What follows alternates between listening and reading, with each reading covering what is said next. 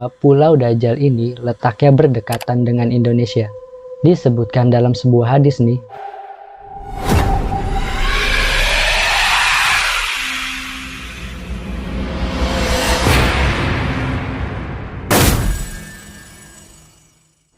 Halo semuanya, kembali lagi bersama gue Fadila di Lesehan TV, menguak kisah tentang legenda, sejarah, dan hantu yang ada di sekitar kita.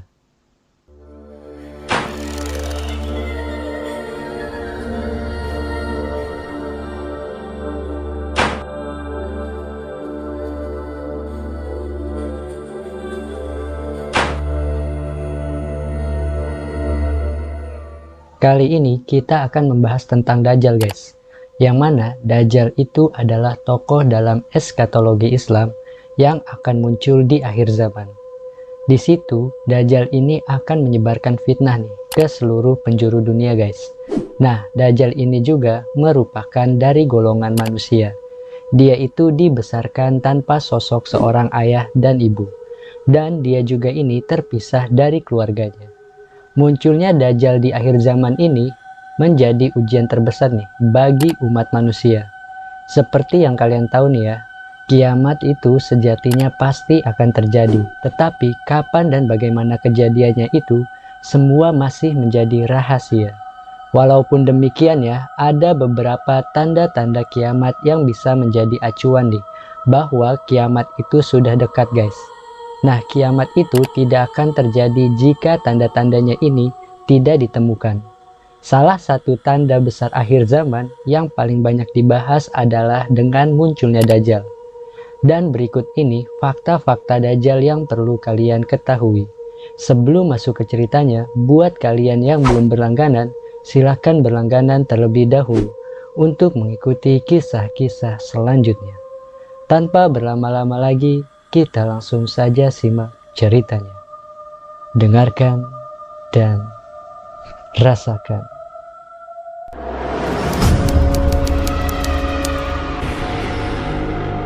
Mungkin sebagian besar dari kalian udah pada tahu nih ya, bahwa ciri-ciri Dajjal itu adalah salah satu matanya yang buta.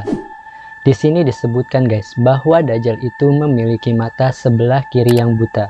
Sedangkan mata kanannya itu bisa melihat nih, tetapi nampak berwarna gelap. Jadi dia itu bisa melihat tetapi samar-samar gitu guys. Nah, Dajjal itu lahir di zaman Nabi Sulaiman.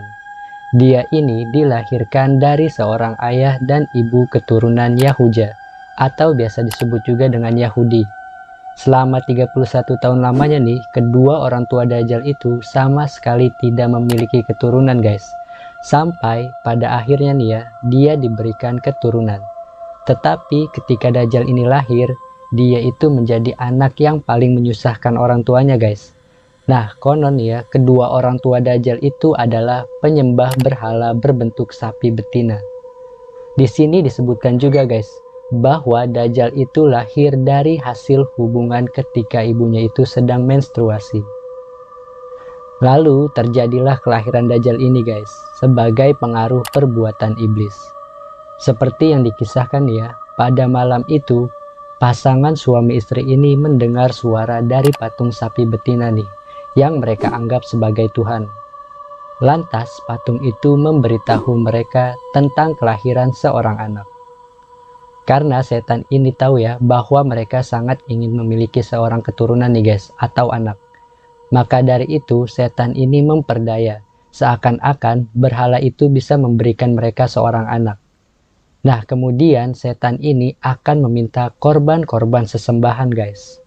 Di sini banyak juga nih orang yang mengira-ngira tentang letak atau tempat kemunculan Dajjal itu sendiri guys. Konon katanya ya, Dajjal ini telah ada dan bersemayam di suatu tempat.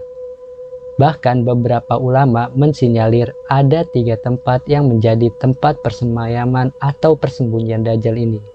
Yang pertama itu adalah di Teluk Persia guys, yang mana teluk itu adalah perpanjangan dari Teluk Oman yang terletak di antara Jazirah Arab dan Iran. Nah, di Teluk Persia ini guys, tersebar berbagai pulau kecil yang melewati berbagai negara Timur Tengah nih. Dan disinilah nih banyak dugaan di mana Dajjal itu bersemayam.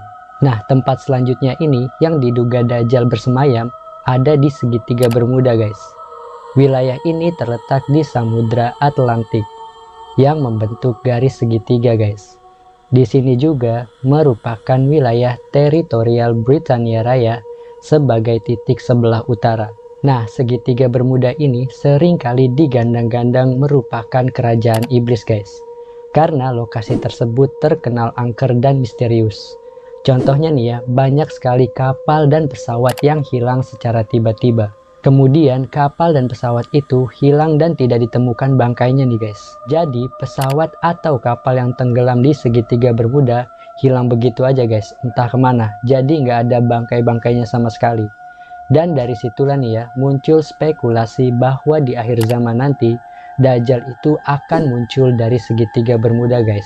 Karena tempatnya itu yang dikenal sangat misterius. Nah, tempat yang selanjutnya ini ada pulau yang terletak di sebelah tenggara Yaman. Tempat ini juga diduga kuat sebagai tempat dikurungnya Dajjal. Karena daerahnya yang terpencil dan sangat aneh guys. Bahkan di pulau tersebut banyak jenis hewan dan tumbuhan yang tidak ditemukan di tempat-tempat lain nih. Sampai-sampai pulau ini pun dijuluki sebagai Pulau Setan atau Pulau Dajjal. Karena saking anehnya nih daerah tersebut dan tidak adanya peradaban manusia di sana. Itulah 3 tempat yang disinyalir bersemayamnya Dajjal guys. Akan tetapi ada fakta lain nih yang menyebutkan bahwa Pulau Dajjal ini letaknya berdekatan dengan Indonesia. Disebutkan dalam sebuah hadis nih bahwa tempat tinggal Dajjal itu bukanlah di Laut Yaman ataupun Syria, melainkan berada di timur Madinah guys. Jika kita lihat pada peta nih, arah timur Madinah itu mengarah ke Teluk Persia guys. Dan dari situlah nih muncul spekulasi bahwa lautan yang dimaksud itu bukanlah Teluk Persia, melainkan Samudra Hindia atau Samudra Pasifik guys. Hal itu disebabkan karena lokasi tersebut adalah jalur perdagangan kuno nih, yang sudah dilalui sejak lama. Di sana banyak pulau yang bisa dilewati dan kemungkinan pulau yang dimaksud itu adalah kawasan Laut Andaman atau Laut Cina Selatan guys.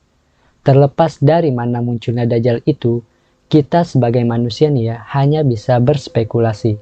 Semua itu hanya Allah lah yang tahu guys. Nah, perlu kalian tahu juga nih ya bahwa Dajjal ini adalah pembawa fitnah besar guys bagi umat manusia. Dan kata Dajjal ini sendiri dalam bahasa Arab sering digunakan untuk istilah nabi palsu. Karena Dajjal itu dapat melakukan penyamaran sebagai nabi guys. Saat Dajjal ini muncul ke bumi, dia itu akan menebar fitnah yang sangat mengerikan di akhir zaman ini guys. Nah, di sini Dajjal akan mempengaruhi orang-orang yang lemah imannya nih untuk dijadikan pengikutnya. Lantas fitnah mengerikan apa saja nih yang akan dilakukan Dajjal?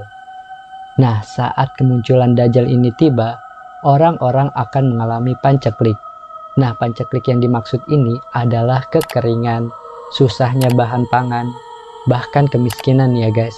Pokoknya saat itu masa-masa yang sangat susah nih bagi manusia. Nah, ketika masa-masa susah seperti inilah Dajjal itu datang dengan mengiming-imingkan makanan atau bahkan kekayaan guys bagi manusia. Siapapun yang ikut Dajjal ini, dia akan memberikan makanan guys serta kekayaan. Karena Dajjal itu bisa memberikan kekayaan dan makanan dalam waktu yang sangat singkat guys. Bahkan Dajjal ini bisa membunuh seseorang, kemudian dia juga bisa menghidupkannya kembali nih untuk menarik para pengikutnya. Nah, Dajjal ini juga akan mengubah pandangan manusia guys tentang surga menjadi neraka dan neraka menjadi surga. Di situ dia akan menyesatkan manusia agar terjerumus ke dalam neraka jahanam. Selain itu, Dajjal ini mengklaim dirinya sebagai Tuhan guys, yang dapat memerintahkan langit untuk turunkan hujan dan memerintahkan bumi untuk menumbuhkan tanaman. Namun kita harus tahu nih ya guys, bahwa Allah itu tidaklah buta. Allah tidaklah butuh makan dan minum. Allah itu maha sempurna dengan segala kesempurnaan sifatnya guys.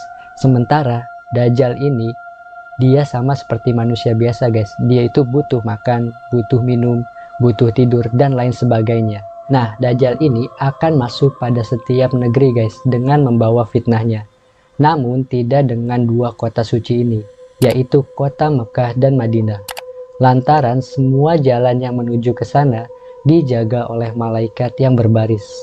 Selain dua kota yang telah disebutkan tadi, Dajjal juga tidak dapat memasuki 4 masjid, yaitu Masjidil Haram, Masjid Nabawi, Masjid Al-Aqsa, dan Masjid At-Tur. Nah, di akhir zaman nanti, kemunculan Imam Mahdi ini diyakini merupakan salah satu tanda akhir zaman juga guys. Imam Mahdi ini merupakan seorang muslim berusia muda yang dipilih oleh Allah untuk menghancurkan semua kezaliman dan menegakkan keadilan di muka bumi sebelum datangnya hari kiamat guys. Imam Mahdi ini sebenarnya adalah sebuah nama gelar nih, sebagaimana dengan gelar khilafah, Amirul Mukminin, dan sebagainya nih. Dan dalam bahasa Arab, kata imam itu artinya adalah pemimpin. Sedangkan Mahdi itu berarti orang yang mendapat petunjuk. Nah, nama sebenarnya Imam Mahdi ini adalah Muhammad. Dan nama ayahnya itu Abdullah. Jadi, nama asli Imam Mahdi ini adalah Muhammad bin Abdullah. Kemunculan Imam Mahdi ini bukan karena kemauannya nih, melainkan karena takdir Allah. Bahkan dia sendiri tidak menyadari guys bahwa dirinya itu adalah Imam Mahdi. Nah, dirinya tahu kalau dia itu Imam Mahdi setelah Allah mengislahkannya nih dalam satu malam. Seperti yang dikatakan bahwa Imam Mahdi kelak akan memimpin antara 7 sampai 9 tahun semasa kepemimpinannya guys. Imam Mahdi ini nantinya akan membawa kaum muslimin untuk memerangi kezaliman. Hingga satu demi satu kezaliman itu akan tumbang guys, dan takluk di bawah kekuasaannya. Kemenangan demi kemenangan akan diraih oleh Imam Mahdi ini dan pasukannya, yang akan membuat Dajjal ini murka guys. Hal tersebut yang pada akhirnya membuat Dajjal ini keluar dari persembunyiannya, dan berusaha untuk membunuh Imam Mahdi serta pengikutnya. Maka di situ nih, Allah akan menurunkan Nabi Isa dari langit, yang bertugas untuk membunuh Dajjal guys.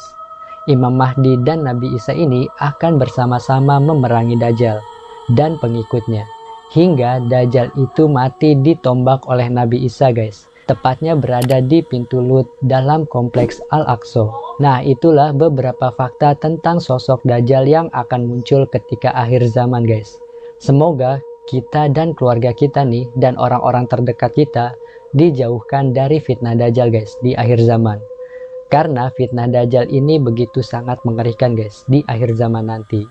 Jika kalian suka dengan kisahnya nih, jangan lupa untuk share, like, and comment. See you next time.